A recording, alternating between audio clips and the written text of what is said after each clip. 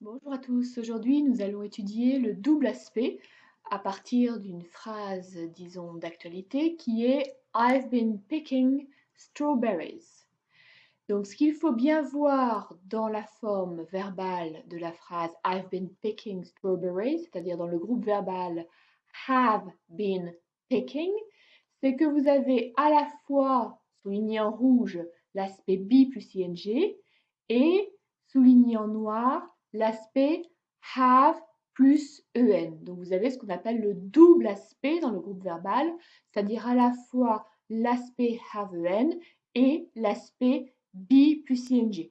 Et si vous aviez à décrire ce groupe verbal, il ne faudrait pas oublier d'ajouter qu'en plus de l'aspect have en, de l'aspect be plus ing porté par le verbe lexical pick, nous avons le temps présent.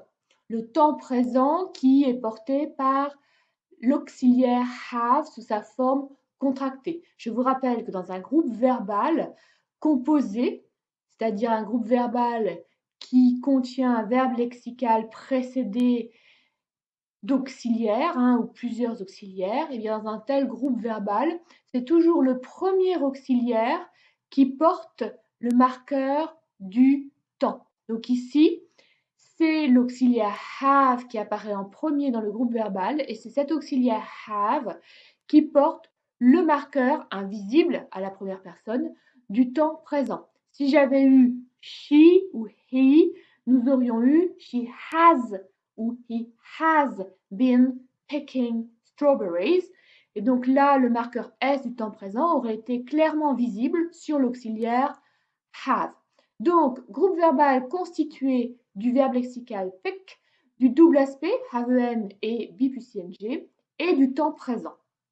Comment expliquer le fonctionnement du double aspect en corrélation avec le temps présent dans un tel exemple? Alors déjà, dans quelle situation pourrais-je être amené à dire une telle phrase? Eh bien, imaginez par exemple que je rentre chez moi avec un petit peu de boue sur les chaussures et les genoux, pareil, avec des taches de boue, et puis sur mon t-shirt, des traces rouges de jus de fraise.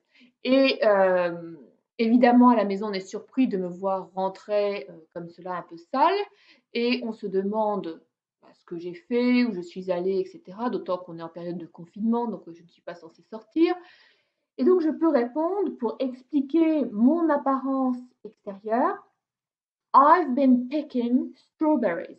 Donc, la phrase I've been picking strawberries est une tentative d'explication de la raison pour laquelle j'ai l'aspect un petit peu négligé, taché, que je présente à mon retour, disons, du jardin. Bien. I've been picking strawberries.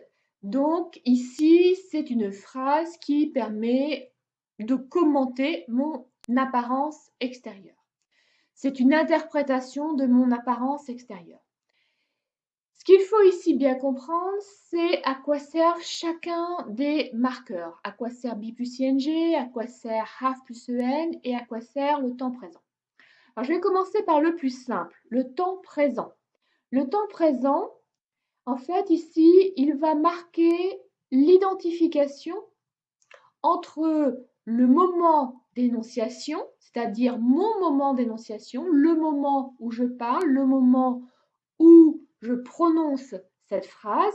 Donc le temps présent va marquer une identification entre mon moment d'énonciation et le moment que j'appelle le moment repère point de vue, c'est-à-dire le moment d'observation, le moment où un regard se pose sur mon aspect extérieur, sur mes vêtements, sur les taches qui sont sur mes vêtements. Donc, vous savez qu'à partir du moment où on a une forme aspectuelle, et là on en a deux, il y a obligatoirement un point de vue qui est posé sur le procès, sur l'action ici, sur en fait l'apparence du sujet I. Et donc, ce point de vue est associé à un moment repère point de vue, à un moment d'observation, si je vais exprimer les choses en termes simples. Et le temps présent marque ici que le moment d'observation, le moment repère point de vue, est identique au moment d'énonciation. Le moment d'énonciation égale le moment repère point de vue. Ils sont identifiés, ils sont identiques. C'est ça que marque le temps présent. S'ils avaient été en rupture, nous aurions eu l'emploi du marqueur ED. Nous aurions eu had. Bien, donc ça c'est pour rendre compte du temps présent. Le temps présent marque une identification entre le moment d'énonciation de l'énonciateur que je suis et le moment repère point de vue. Première chose. Maintenant, pourquoi avons-nous la forme be plus ing? Alors, ici, il faut bien comprendre que quand je dis I've been picking strawberries, c'est au moment où je rentre chez moi. Je ne suis plus dans un champ ni dans un jardin en train de ramasser des fraises. Nous n'avons pas la valeur d'inaccompli du be plus ing ici. Be plus ing, comme vous le savez sans doute, permet de s'intéresser à l'intérieur du procès pick strawberries. Qu'est-ce que cela signifie s'intéresser à l'intérieur du procès pick strawberries? Eh bien, cela signifie que l'on va s'intéresser aux caractéristiques, aux propriétés liées à cette activité de cueillette des fraises. Vous pouvez avoir une représentation de la cueillette des fraises comme étant une activité alors fatigante parce que vous êtes baissé ou à genoux, salissante parce que vous pouvez avoir les genoux dans la terre, parce que vous pouvez vous tâcher, peut-être agréable parce que peut-être que vous allez manger une ou deux fraises au passage, mais vous avez donc une association de propriété, de qualité avec cette activité de pick strawberries. Donc, quand vous avez be plus ing, précisément, on va s'intéresser aux propriétés, aux qualités, aux caractéristiques associées à l'action de pick strawberries. On s'intéresse à ce qui est à l'intérieur du procès pick strawberries.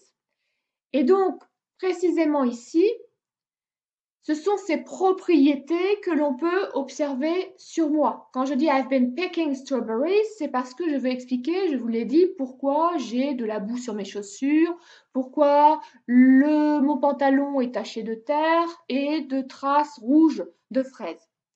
Donc, j'ai sur mes vêtements, en fait, des caractéristiques qui proviennent de l'activité de ramasser des fraises. Et si be plus ing permet d'insister sur ces caractéristiques, de l'autre côté, vous avez have plus en qui marque deux choses. Premièrement, en indique que l'activité de ramassage des fraises a eu lieu antérieurement au moment repère point de vue, antérieurement au moment où on peut observer l'état de mes vêtements. Je ne suis plus en train de ramasser les fraises. Je rentre chez moi et on constate que ça serait bien que j'aille me changer, en clair. Donc, le marqueur en, le marqueur du participe passé en, indique l'antériorité du moment de l'énoncé, c'est-à-dire du moment où effectivement j'ai été occupée à ramasser des fraises, par rapport au moment repère point de vue, c'est-à-dire par rapport au moment où l'on constate l'état de mes vêtements. Et le marqueur have permet de localiser le résultat, les conséquences de cette activité sur mon apparence externe, sur I en fait.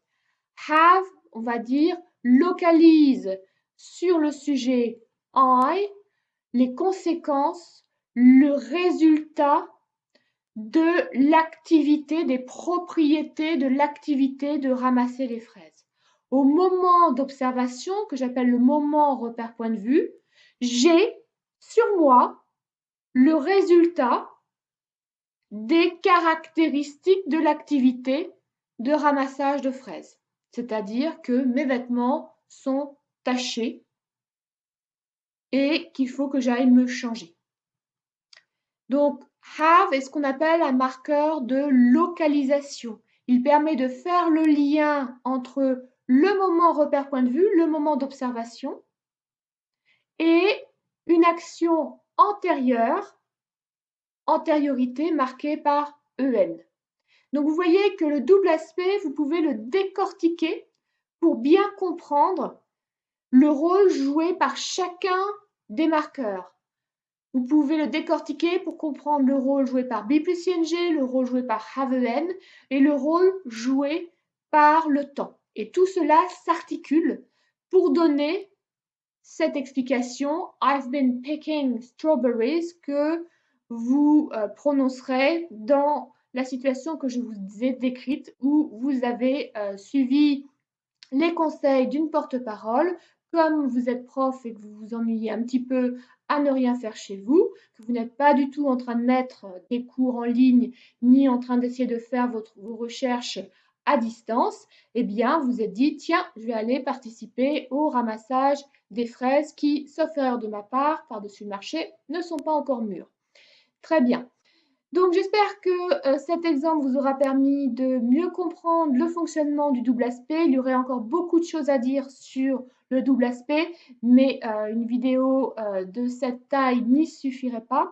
Donc, je vous souhaite bon courage dans vos révisions, bon courage dans vos journées quotidiennes.